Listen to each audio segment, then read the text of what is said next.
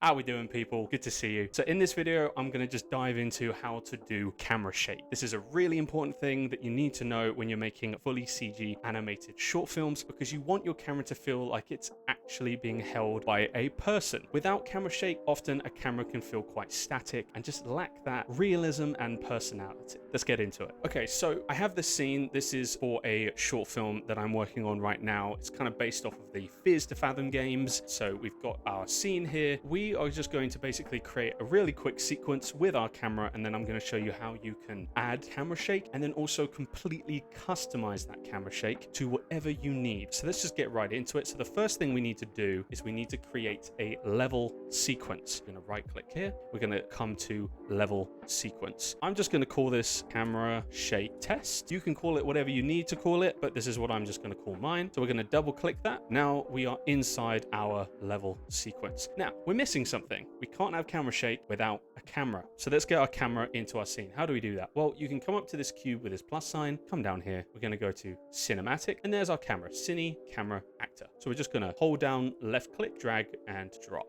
Our camera is now in our scene. If I press G, you'll see it. There it is. Wonderful. Now we need to get our camera into our level sequence before we start doing things like our camera shake. With our camera selected, we're going to come down here. We're going to press add, and then we're going to come up to add actor track. And you see now whatever you have selected will appear at the top. So make sure so that you don't end up just scrolling and scrolling and scrolling and scrolling and scrolling. Just select the thing. It's way easier. Click on it. Look at that. It now automatically detects it's a camera, and now we are in the point of view of our camera. And so at this point, I can now hold down right click, and using the WASD, what we're going to do is we're going to come down to our transform node, and we're going to click on add new key, right? So now there is a keyframe here, and now we come to the end of our sequence, and we're just going to go here, and then we're going to click keyframe again. And now if I go from the beginning, we've got our keyframes taking us through the sequence. But here's the issue. It's really static. It does not feel like it's someone walking, holding a camera, and that's what we want. We want that realism. That is where camera shake comes in. So what do we need to do? Well, we need to click on blueprint class. So I right click, I click on blueprint class, and we're going to click on this arrow here, all classes. At this point, we're then just going to type in camera shake. Now, there's a few options here, and that can be a bit like, uh-oh, which one am I supposed to pick? Don't worry. You literally just click on camera shake base. So we're going to click on that and then click select. Let's just call this, I'm just going to call this camera shake walking.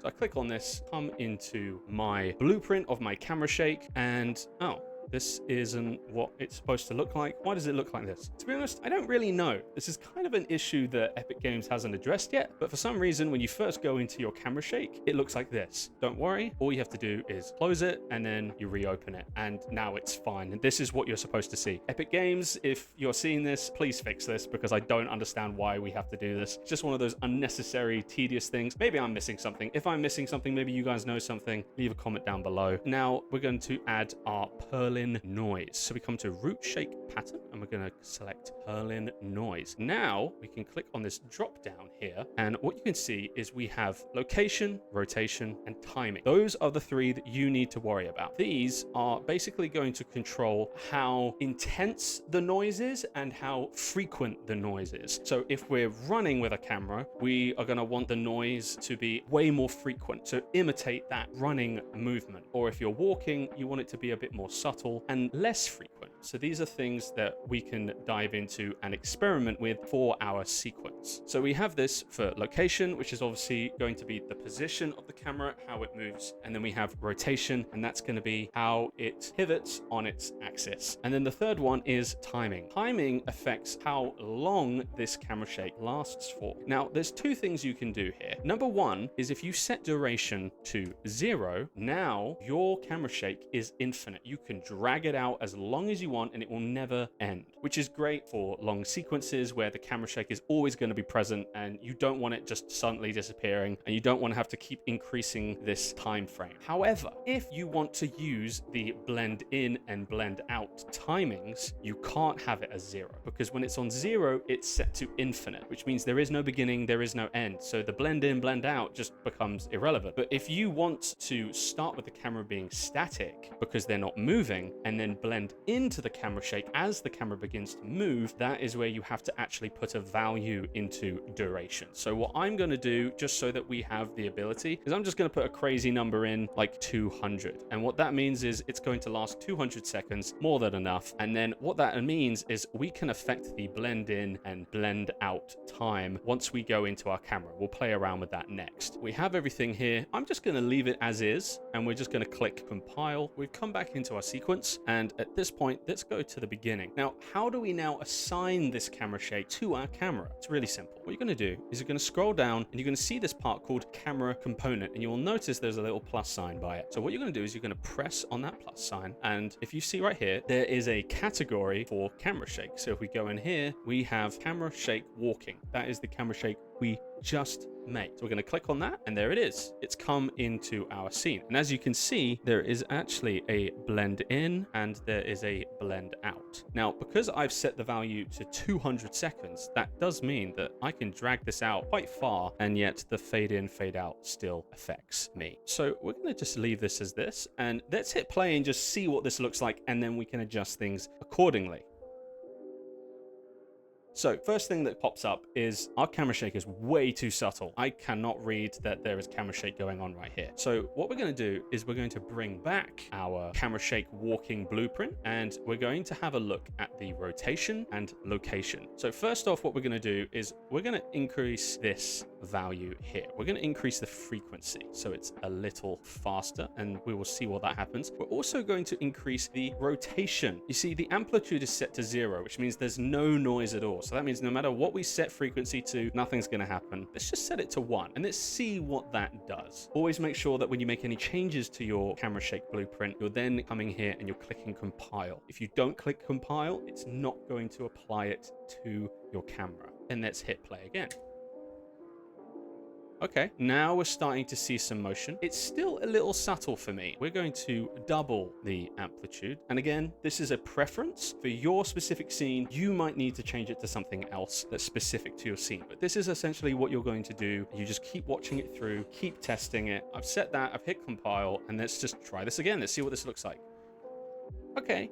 It's all right. It's a little too intense for me. And also it starts way too soon. So let's go back, reduce the amplitude to something like 1.5. And then we are going to come down to our blend in time. And my blend in time, I'm just going to increase it to 0.5 and increase the blend out because we kind of come to a stop at the end, just slightly. Let's hit compile and let's see what this does.